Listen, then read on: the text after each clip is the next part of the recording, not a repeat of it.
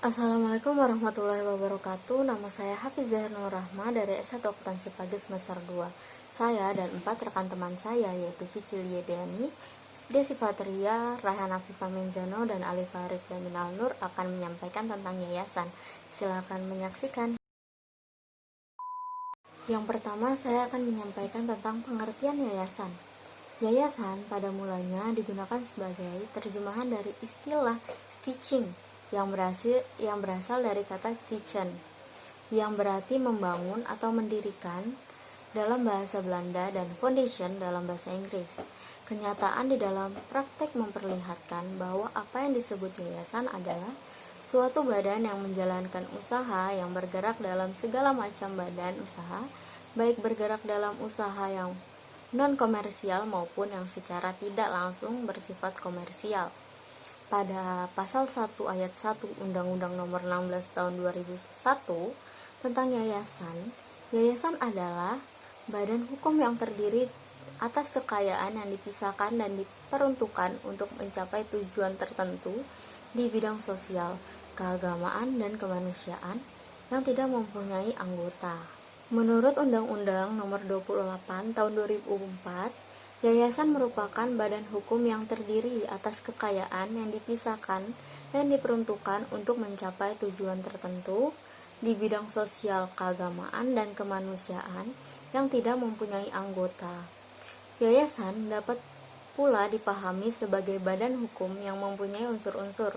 Yang pertama, mempunyai harta kekayaan sendiri yang berasal dari suatu perbuatan pemisahan, yaitu suatu pemisahan kekayaan yang dapat berupa uang dan barang. Yang kedua, mempunyai tujuan sendiri, yaitu suatu tujuan yang bersifat sosial, keagamaan, dan kemanusiaan. Yang ketiga, mempunyai alat perlengkapan, yaitu meliputi pengurus, pembinaan, dan pengawasan.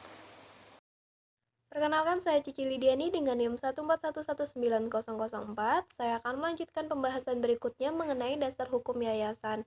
Nah, sebelum Undang-Undang Nomor 28 Tahun 2004 tentang yayasan diundangkan, keberadaan yayasan didasarkan pada hukum kebiasaan yang timbul dan berkembang dalam masyarakat. Nah, dalam undang-undang ini dijelaskan tentang kebiasaan. Kebiasaan adalah perbuatan manusia yang dilakukan berulang-ulang mengenai hal tingkah laku kebiasaan yang diterima oleh suatu masyarakat yang selalu dilakukan oleh orang lain sedemikian rupa. Nah, yang kedua ada jurisprudensi, adalah keputusan hakim sebelumnya yang dipergunakan sebagai bahan pertimbangan oleh hakim berikutnya dalam mengambil keputusan. Nah, yang ketiga ada doktrin, yaitu pendapat sarjana hukum terkemuka yang besar pengaruhnya terhadap hakim dalam mengambil keputusan. Nah, yang keempat ada Undang-Undang Yayasan Nomor 16 Tahun 2001. Nah, undang-undang ini diharapkan dapat mengatasi berbagai masalah mengenai yayasan dan menjadi dasar hukum yang kuat dalam mengatur yayasan di Indonesia. Namun, dalam undang-undang tersebut belum menampung seluruh kebutuhan dan perkembangan hukum, sehingga perlu dilakukan perubahan terhadap undang-undang tersebut. Nah, Undang-Undang Nomor 28 Tahun 2004 inilah merupakan penyempurna dari Undang-Undang Nomor 16 Tahun 2001. Undang-undang ini dimaksudkan untuk lebih menjamin kepastian dan ketertiban hukum serta memberikan pemahaman yang benar kepada masyarakat mengenai yayasan, sehingga dapat mengembalikan fungsi yayasan sebagai perananta hukum dalam rangka mencapai tujuan tertentu di bidang sosial, keagamaan, dan kemanusiaan. Sekian dari saya, terima kasih. Halo, kembali lagi dengan saya Desi Fatria dengan NIM 1411910. Oke, hari ini saya akan melanjutkan penjelasan dari teman saya Cici Lidiani. Saya akan menjelaskan tentang syarat-syarat pendirian yayasan. Nah, yayasan didirikan oleh satu orang atau lebih dengan memisahkan sebagian harta kekayaan pendirinya sebagai kekayaan awal.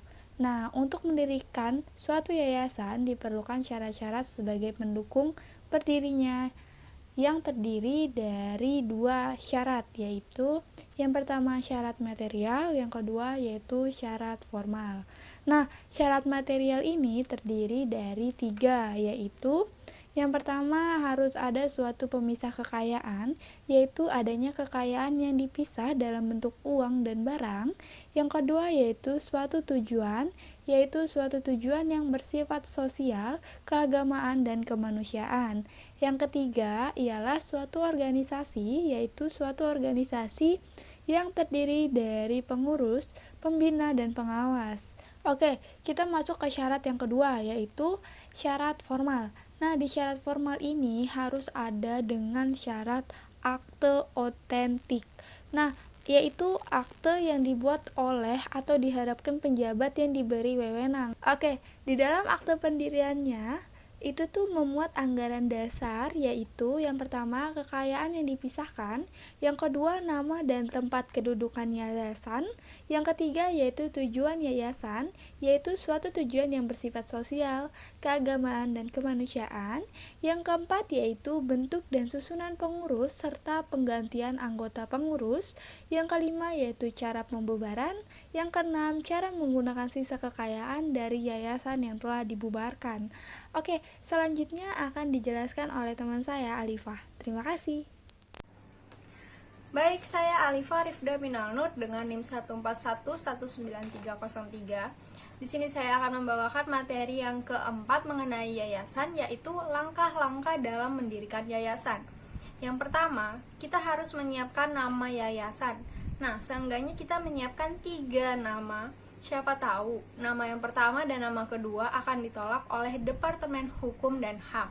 Kemudian yang kedua, menentukan bidang apa yang akan digeluti oleh yayasan yang akan kita dirikan ini.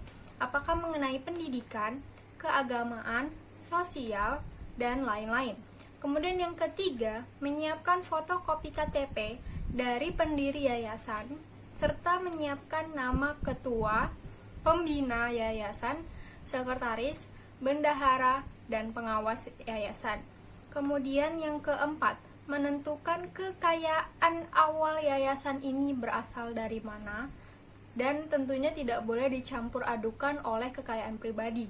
Kemudian yang kelima, mendatangi notaris dengan membawa fotokopi KTP serta NPWP dari pembina, pendiri, ketua, sekretaris, bendahara, dan pengawas yayasan. Kemudian yang keenam, notaris akan mengajukan nama dari yang kita usulkan untuk kemudian dibawa ke Departemen Hukum dan HAM. Proses ini seenggaknya memakan waktu 2 minggu. Ketika Departemen Hukum dan HAM menyatakan setuju dengan nama itu, maka kemudian notaris akan mengesahkan akte pendirian yayasan.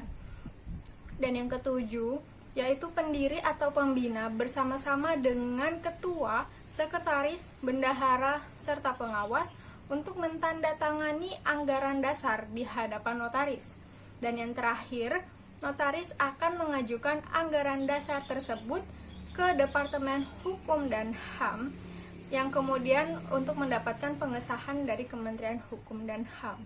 Kemudian yang kelima, ada organ-organ apa saja yang tergabung dalam yayasan. Menurut Undang-Undang Nomor 28 Tahun 2004 Pasal 2 yang mengatur mengenai yayasan, yayasan terdiri dari seenggaknya 3 organ. Yang pertama yaitu pembina. Kewenangan pembina ini sendiri yaitu tidak diserahkan kepada pengurus ataupun pengawas. Pembina ini sebagai pengganti dari pendiri. Disebabkan dalam kenyataan bahwa pendiri itu tidak akan bertahan lama karena bisa saja jika suatu saat dia mengundurkan diri atau meninggal dunia. Kemudian yang kedua ada pengurus. Nah, peranannya si pengurus ini paling dominan dalam suatu organisasi, yaitu melaksanakan kepengurusan yayasan. Adapun pengurus ini diangkat oleh pembina berdasarkan keputusan rapat pembina. Pekerjaan dari si pengurus ini tidak boleh merangkap sebagai pembina ataupun pengawas. Kemudian yang ketiga, pengawas, yaitu melakukan pengawasan serta memberi nasihat kepada pengurusnya dalam menjalankan kegiatan dari yayasan. Nah, pengawas ini memberikan nasihat kepada pengurus dan sama, setiap organ-organ ini tidak boleh merangkap menjadi yang lainnya juga. Assalamualaikum warahmatullahi wabarakatuh. Nama saya Rehana Afifah Menzano dari S1 Akuntansi Pagi semester 2, NIM 1411909. Di saya akan melanjutkan yang ke F, yaitu kegiatan usaha yayasan. Kegiatan usaha yayasan adalah untuk menunjang pencapaian maksud dan tujuannya, yaitu suatu tujuan yang bersifat sosial, keagamaan, dan kemanusiaan. Hal ini mengakibatkan seorang menjadi organ yayasan harus bekerja secara sukarela tanpa menerima gaji, upah, atau honor. Sesuai ketentuan pasal 3 ayat 2 UU Yayasan Nomor 28 2004, bahwa kegiatan usaha yang dimaksud adalah untuk tujuan-tujuan yayasan dan bukan untuk kepentingan organ yayasan. Yang pertama ada pasal 3 ayat 1 UU Nomor 16 tahun 2001 tentang yayasan menentukan yayasan dapat melakukan kegiatan usaha untuk menunjang pencapaian maksud dan tujuannya dengan cara mendirikan badan usaha atau ikut serta dalam suatu badan usaha. Yang kedua, pasal 7 ayat 2 UU Nomor 16 tahun 2001, yayasan mensyaratkan penyertaan kekayaan yayasan dalam bidang usaha yang bersifat prospektif maksimal sebesar 25%. Yang ketiga, pasal 7 ayat 3 UU Nomor 16 tahun 2001 tentang yayasan melarang organ-organ yayasan seperti anggota pembina, pengurus, dan pengawas yayasan merangkap sebagai anggota direksi atau pengurus dan anggota dewan komisaris atau pengawas dari badan usaha sebagaimana dimaksud dalam ayat 1 dan ayat 2. Yang keempat, mengenai kegiatan usaha dari badan usaha yang didirikan yayasan, pasal 8 UU Nomor 16 tahun 2001 tentang yayasan menentukan dan memberikan batasan sebagai berikut. Kegiatan usaha dari badan usaha sebagaimana dimaksud dalam pasal 7 ayat 1 harus sesuai dengan maksud dan tujuan yayasan. Tidak bertentangan dengan ketertiban umum, kesusilaan, atau peraturan perundang-undangan yang berlaku.